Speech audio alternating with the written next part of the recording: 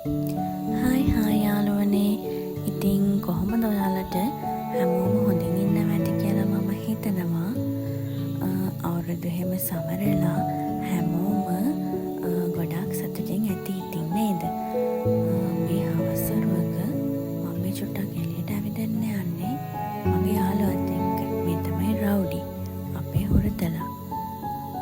ඉතින් මෙයා පොඩක් මූණින් සැරයි වගේ ඔයගොල්ලන්ට පේනවා ඇති. හැබැයි ඇත්තටම මෙයා එහෙම සැර කෙනෙක් නෙවෙයි. මෙයා මිනිස්සුන්ට හරිම ආදරෙයි, හරිම කීකරුයි. ඒගොල්ලෝ කියන දේවල් අහනවා. පොඩ්ඩක් විතර බව්වන්ට පූසොන්ට නම් මෙයා සැරයි. බව්වෙක් පූසෙක් දැක්කාම බුරාගෙන ඒගොල්ලන් කන්න පනිනවා. ඒ වෙලාවට ඉතින් අපි මෙයාව පොඩ්ඩක් කතා කරලා කන්ට්‍රෝල් කරගන්නවා.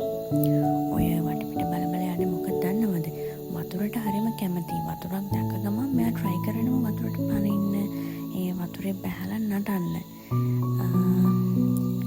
ඉතින් එහෙම තමයි. අපි මෙයාව තනියම වුණත් මේ විදිහට යවනවා. ඉතින් පරිස්සමෙන් ආවිදලා කරලා මෙයා ගෙදරට එනවා. ඉතින් වටපිටේ සිරිනන බලා හැමෝම අර මෙයාට හරි කැමතියි. මෙයා ගොඩක් කීකරු නිසා.